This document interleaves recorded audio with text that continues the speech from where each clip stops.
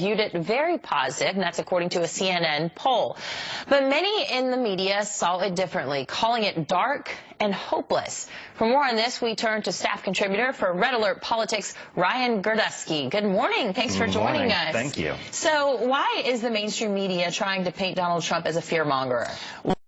Because it fits their narrative that they have in their personal life. There are two Americas, but it's not a left-right America. It's an elitist America who never have to worry about a recession, never have to worry about their kids going to overcrowded public schools or their factories moving out. And then there's the rest of us. And there's a real contempt by the elitist media towards regular Americans who resonate with Trump. Well, it's pretty prevalent. I want everybody at home to take a look at these headlines painting Trump's speech as scary. The Washington Post editorial saying this: Donald Trump, the candidate of the apocalypse. The New York Times editorial, Donald Trump's campaign of fear. And the CBS News headline, Donald Trump offers dark vision of America in GOP convention speech.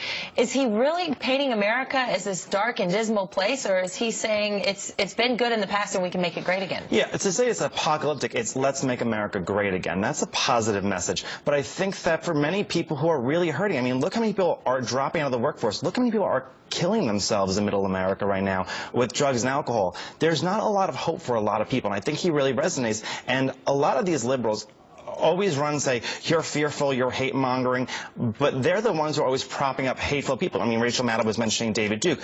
Millennials don't know who he is. The only reason they know is because of Rachel Maddow. She's promoting hateful people constantly. So it's the great irony is that they like to paint a picture over Americans because they really don't know Americans and they don't respect Americans. And another example that you've got for us of the TV medium is on the Today Show. Let's take a look at this clip. This wasn't exactly Ronald Reagan's shining city on the hill. It wasn't George W. Bush's compassionate conservatism. Instead, it was Donald Trump's order and the border. The GOP nominee hammering home nationalist themes, presenting the country as a dark place. This wasn't the shining city on the hill. This wasn't Morning in America. He sounded like a wartime president last night. It's just very dark. Whoever's running is trying to have a sunny atmosphere, sunny personality. That was not there at all.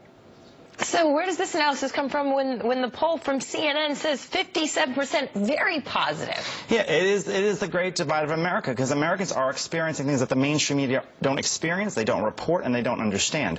So that shows the great divide between the establishment and Trump has had a pretty good record of beating the establishment. Okay, one more. This was on CBS this morning. Let's take a look at this. Donald Trump accepts the Republican presidential nomination, saying there can be no prosperity without law and order. His speech focused more on threats than hope. This was a speech with no uplift, no hope in it. And the question is, usually you use that hope to bridge to another constituency, to draw people in, to reach into another constituency. And we just don't know if that's possible with such a dark speech.